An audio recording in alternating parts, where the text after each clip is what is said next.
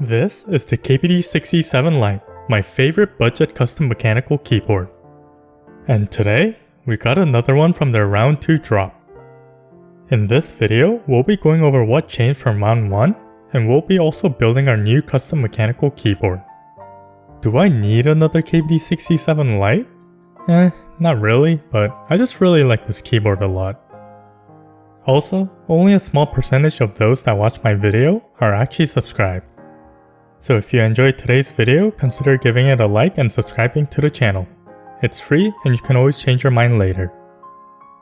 So the KBD67 Lite round 2 group buy ran from March 10th to April 10th, 2021. It was priced at $109 and came in the 3 original colors of black, white, transparent, with 3 more additional colors of transparent Tiffany, gray white, and pink. Unlike the round 1, the round 2 had the option for both wired and wireless. Additionally, the round 2 comes with the KBDfans new PC screw-in stabilizers, which replaced the cherry screw-in stabilizers that came with round 1. There were some slight changes with the plate as well, with the round 1 using CNC PC plate, while the round 2 had injection molding PC plate. And lastly, a small but major change from the round 1 to the round 2 is that it no longer comes pre-assembled. As mentioned before, there were 2 options for this round 2 group buy with the wired and wireless.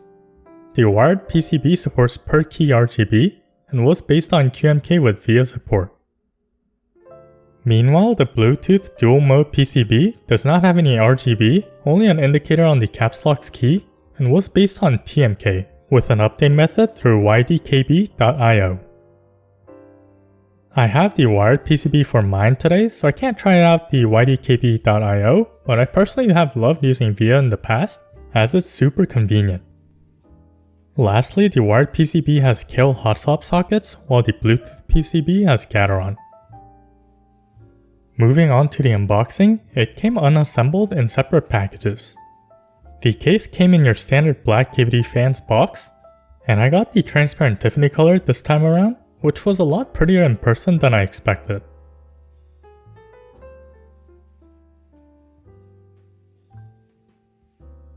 The rest of the package came in the KBDfans carrying case. I think all these budget custom keyboards including a carrying case is a really good value. Inside, you have all your accessories and parts needed for the build.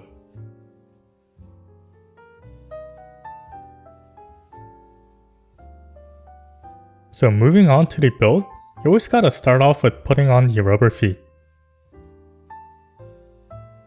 Then, we move on to the PCB. Just like in the previous round, KBDfans included these sticker pads to use instead of the typical band-aid mod, which is pretty nice. No more hassle of cutting up band-aids, and you simply put them on like so. Then, we have to mount the stabilizers.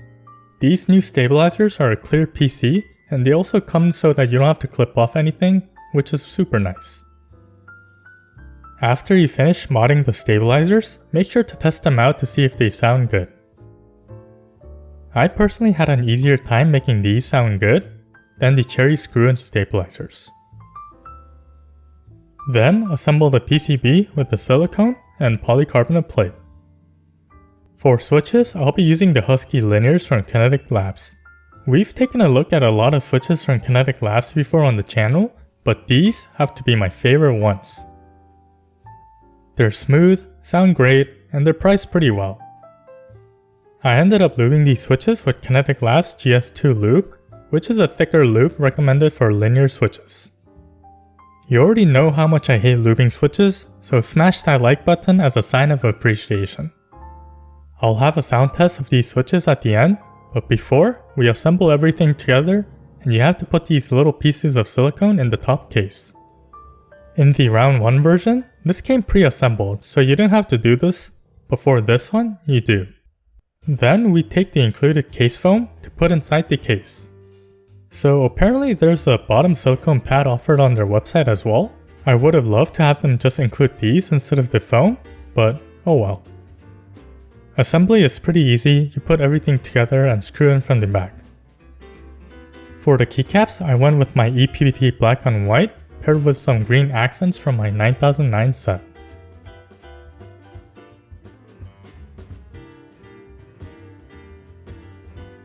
And there you have it, the finished keyboard.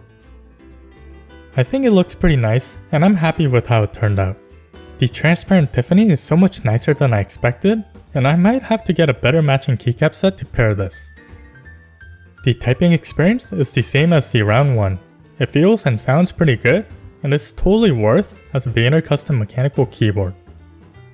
Their new KBDfans PC screw-in stabilizers were surprisingly really nice, and I enjoyed using them.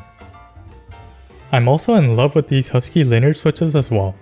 They have a deep sound profile which I love, and I might even have to put them in my main keyboard.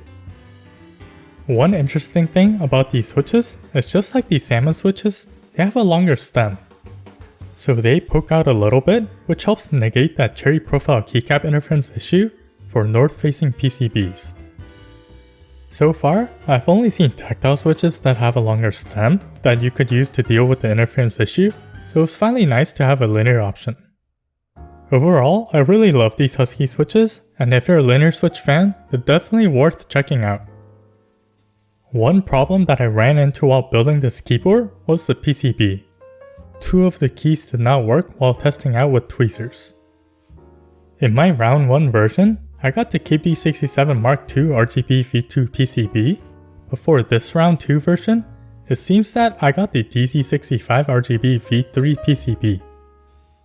I'm not sure why I got this PCB because on the website it seems like you could either get the KBD67 Mark II V2 or V3 for the wired version. I'm hoping that I just got a faulty unit and that this isn't a problem with everyone's orders. I contacted KBDfans about this issue and they did say that they'll send me a replacement PCB, so hopefully everything will get resolved. My personal experiences with KBDfans customer support have always been pretty good. There are a lot of ways to contact them and they're pretty responsive as well. Anyways, going back to this keyboard kit, I think at $109 you're getting a really good value with the stuff you're getting. I highly recommend it to anyone building a mechanical keyboard for the first time. Don't be afraid, it's really fun and easy as well. One last thing that I want to point out as well is that there seems to be an aluminum case as well. If you already have this keyboard and want to upgrade to an aluminum case, it might be worth checking out. But it is a bit expensive at $155. It looks like you can buy parts separately as well, so you could try building one without getting a plastic case, but it will still be a lot more expensive. I think the appeal of this kit is the value in its price, and you kinda lose that with the price of the aluminum case. But yeah, just wanted to point it out in case anyone is interested. With that being said, I'll end this review with the sound test. I'll leave an affiliate link to KBDfans and Kinetic Labs if you want to check them out, and if you enjoyed today's video, make sure to like and subscribe as well. Until next time, stay safe and take care.